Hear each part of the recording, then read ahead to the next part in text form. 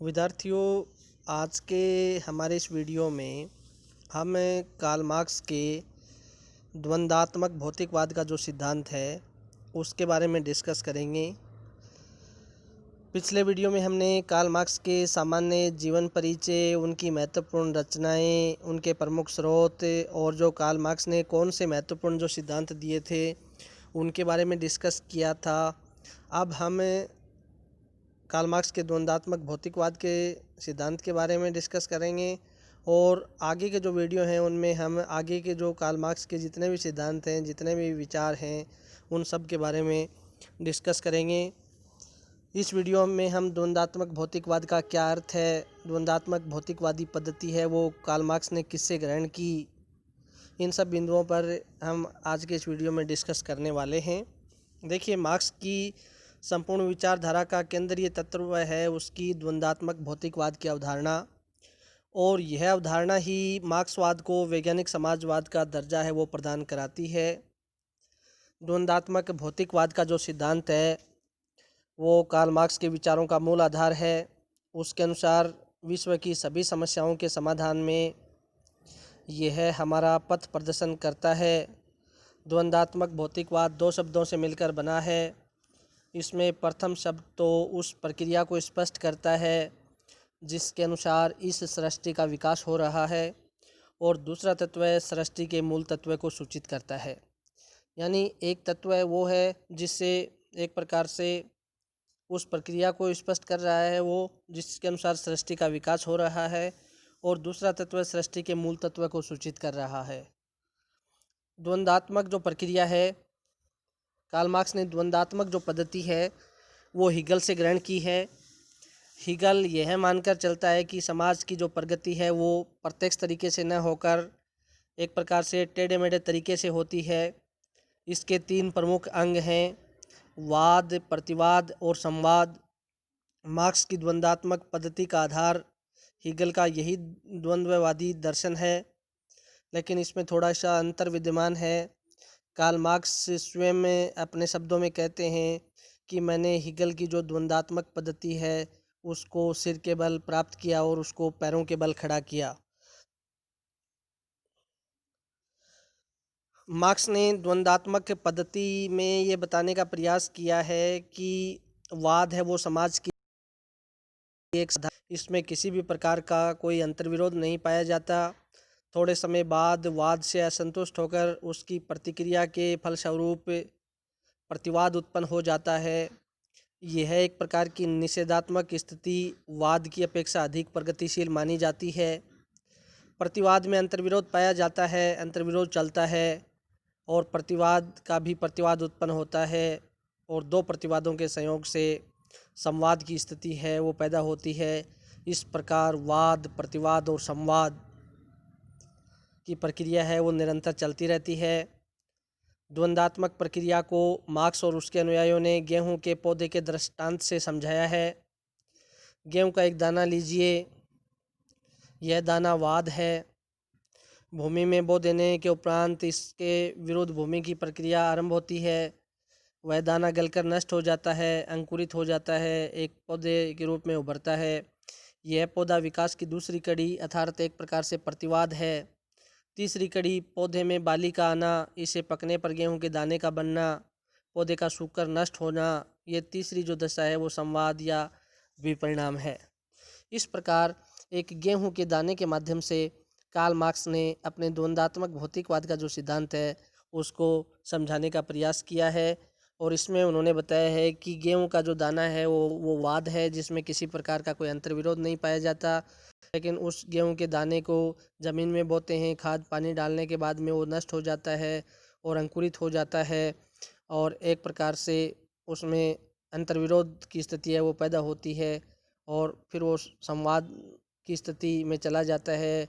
वो जो पौधा है उससे बाली बनती है और फिर गेहूं का दाना निकलता है। तो ये जो स्थिति है एक प्रकार से इसको कार्ल मार्क्स ने वाद और प्रतिवाद और संवाद के रूप में देखा है। आर्थिक जीवन की विभिन्न अवस्थाओं के संदर्भ में भी इस द्वंद्वात्मक प्रक्रिया को इस प्रकार समझाया जा सकता है कि पूंजीवाद या जो व्यक्तिगत संपत्ति है उसकी जो व्यवस्था है वो वाद है, जिसमें यह असंगति रहती है कि समाज शक्तिशाली व सर्वहारा वर्ग लोगों के दो वर्गों में बंट जाता है। इस असंगति या दोष के कारण समाज में संघर्ष होता है। व्यक्तिगत संपत्ति की सामाजिक व्यवस्था के प्रतिवाद स्वरूप समाज के विकास की वह व्यवस्था आती है जिसे सर्वहारा वर्ग के अधिनायक तंत्र की अवस्था कहा जाता है। इन दोनों अवस्थाओं के संवाद स्वरूप वह अवस्था आती है जिसे साम्यवाद की अवस्था कहा जाता है। इसमें व्यक्तिगत संपत्ति के स्थान पर सार्वजनिक स्वामित्व की जो अवस्था है वो प्रारंभ होती है। तो मार्क्स ने द्वंद्वात्मक प्रणाली हीगल से ग्रहण की, लेकिन मार्क्सवादी जो द्वंद्ववाद है या द्वंद्वात्मक पद्धति है वो हीगल की द्वंद्वात्मक पद्धति से भिन्न है। स्वयं कार्ल मार्क्स ने लिखा है कि मेरी द्वंद्वात्मक पद्धति न केवल हीगलवादी पद्धति से भिन्न है लेकिन उसके बिल्कुल विपरीत है। मैंने हीगल में द्वंद्वात्मक तर्क अपने सिर के बल पर खड़ा पाया और मैंने उसे सीधा कर पैरों के बल खड़ा किया। तो ये एक प्रकार से जो हीगल की जो द्वंद्वात्मक पद्धति है उसमें और कार्ल मार्क्स की जो द्वंद्वात्मक पद्धति है इसमें मेजर जो डिफरेंस है या अंतर है वो विद्यमान है। संक्षेप में कार्ल मार्क्स के द्वंद्वात्मक भौतिकवाद का सरल अर्थ ये है कि सृष्टि जो है वो मूलतः एक प्रकार से भौतिक है और यह अपना विकास है वो वाद, प्रतिवाद और संवाद वाली द्वंद्ववादी प्रणाली से करती है। मानव समाज का विकास भी इसी पद्धति यानी द्वंद्वात्मक भौतिकवादी पद्धति से ही हुआ है। अब जो कार्ल मार्क्स की जो द्वंद्वात्मक भौतिकवाद का जो सिद्धांत है उसकी जो प्रमुख विशेषताएं हैं उनके बारे में हम डिस्कस करेंगे। देखिए, कार्ल मार्क्स का जो द्वंद्वात्मक भौतिकवाद का जो सिद्धांत है उसकी जो पहली विशेषता है वो है मूल तत्व पदार्थ है। कार्ल मार्क्स का ये मानना है कि सृष्टि का जो मूल आधार अथवा मूल तत्व है वो जड़ तत्व है, चेतन तत्व नहीं है। इस प्रकार सृष्टि की मूल जो प्रकृति है वो भौतिकवादी है, आध्यात्मिक प्रकृति है वो नहीं है। दूसरी जो महत्वपूर्ण विशेषता है द्वंद्वात्मक भौतिकवाद की वो ये है कि संपूर्ण सृष्टि एक निकाय है, यानी संपूर्ण सृष्टि एक प्राणी शरीर की तरह है। इसके सब जो अंग हैं वो एक दूसरे से संबंधित हैं, एक दूसरे पर आश्रित हैं। इस प्रकार किसी भी वस्तु का स्वयं में कोई स्वतंत्र और निरपेक्ष अस्तित्व है वो नहीं होता है। किसी वस्तु को समझने के लिए ज़रूरी है कि हम वस्तुओं के आपसी संबंध को समझें।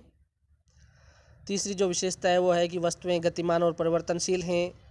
सृष्टि का मूल तत्व पदार्थ है वो गतिशील है, इसलिए इसमें परिवर्तनशीलता का लक्षण भी पाया जाता है।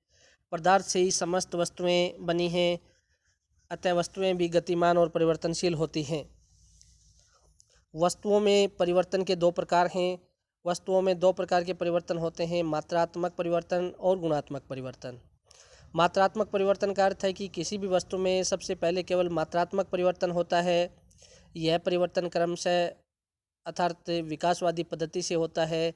मात्रात्मक परिवर्तन द्वारा वस्तु में केवल बाह्य एवं सामान्य परिवर्तन होते हैं। गुणात्मक जो परिवर्तन है उसके अंतर्गत किसी भी वस्तु में एक सीमा तक मात्रात्मक परिवर्तन होने के बाद उस वस्तु में गुणात्मक परिवर्तन होने लगते हैं।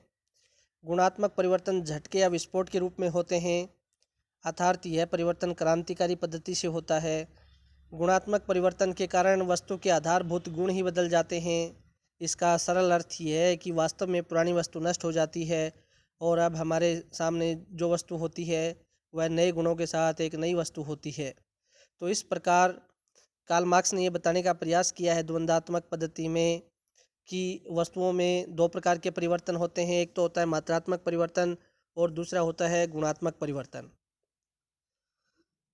अगली जो महत्वपूर्ण विशेषता है वो ये है कि द्वंद्ववाद द्वारा परिवर्तन की व्याख्या की जा सकती है। मार्क्स ने द्वंद्ववाद को भौतिकवाद के संदर्भ में अपनाया है और इसके द्वारा वस्तुओं में परिवर्तन की व्याख्या की है। वह किसी वस्तु की मूल भौतिक अवस्था को वाद कहता है। उसका मत है कि वस्तु में शाश्वत अंतर्विरोध पाया जाता है जिसे वह प्रतिवाद कहता है। वाद एवं प्रतिवाद में निरंतर संघर्ष चलता रहता है जिसके कारण वस्तु में पहले मात्रात्मक परिवर्तन होते हैं जो एक सीमा के बाद गुणात्मक परिवर्तन है उसमें बदल जाते हैं। इस प्रकार वाद एवं प्रतिवाद के पारस्परिक संघर्ष के कारण वस्तु को एक नई अवस्था प्राप्त होती है जिसे मार्क्स वो संवाद कहता है। गुणों की दृष्टि से वस्तु की संवाद अवस्था उसे पूर्ववर्ती वाद एवं प्रतिवाद की अवस्था से एकदम भिन्न होती है। मार्क्स के अनुसार उपरोक्त तरीके से वस्तु की जो संवाद अवस्था मिलती है वह भविष्य में वस्तु में परिवर्तन के लिए एक आधार का काम करती है और इस दृष्टि से वह स्वयं वाद बन जाती है। वस्तु में इस वाद के विरुद्ध प्रतिवाद उत्पन्न होता है और पुनः वाद एवं प्रतिवाद के संघर्ष से एक नया संवाद प्राप्त होता है। इस प्रकार वस्तु में परिवर्तन का एक क्रम है, जो चक्र है वो निरंतर चलता रहता है। निष्कर्ष के तौर पर हम ये कह सकते हैं कि कार्ल मार्क्स की जो द्वंद्वात्मक भौतिकवाद का जो सिद्धांत है उस वस्तुतः इस सिद्धांत की वैज्ञानिकता व पूर्णता के दावे को पूरी तरह से स्वीकार नहीं किया जा सकता, किंतु इस सिद्धांत में अनेक कमियों के बावजूद राजनीतिक चिंतन के इतिहास में इस सिद्धांत का विशेष महत्व है। मार्क्स ने द्वंद्वात्मक भौतिकवाद के सिद्धांत द्वारा इस तथ्य पर भी बल दिया है कि मनुष्य की सभी समस्याएं इहलौकिक हैं, समाज की कोई अवस्था चिरस्थायी नहीं है और सामाजिक परिवर्तन में भौतिक आर्थिक परिस्थितियों की भूमिका आधारभूत होती है। वस्तुतः इस सिद्धांत ने यथार्थवादी चिंतन को एक ठोस और विश्वसनीय आधार प्रदान किया है। समाजवादी आंदोलन के इतिहास में भी इस सिद्धांत का अत्यधिक महत्वपूर्ण स्थान है। इसने समाजवादियों में यह दृढ़ विश्वास पैदा किया है कि उनकी जो विचारधारा है वो पूर्णतः वैज्ञानिक है और पूंजीवाद का नाश तथा समाजवाद का आगमन है वो अवश्यंभावी है। तो इस प्रकार आज के हमारे इस वीडियो में हमने कार्ल मार्क्स का जो द्वंद्वात्मक भौतिकवाद का जो सिद्धांत है उसके बारे में डिस्कस किया है। ये कार्ल मार्क्स का द्वंद्वात्मक भौतिकवाद का सिद्धांत क्या है, कौन से इसमें 3 चरण हैं वाद प्रतिवाद संवाद वाले, ये हिगल से ग्रहण किया है। इन सब हिगल का जो द्वंद्वात्मक भौतिकवाद है और कार्ल मार्क्स का जो द्वंद्वात्मक भौतिकवाद है इसमें क्या समानता है क्या असमानता है, ये हम आगे आने वाले वीडियो में डिस्कस करेंगे। आगे के वीडियो हैं वो इसी क्रम में जारी रहेंगे। धन्यवाद।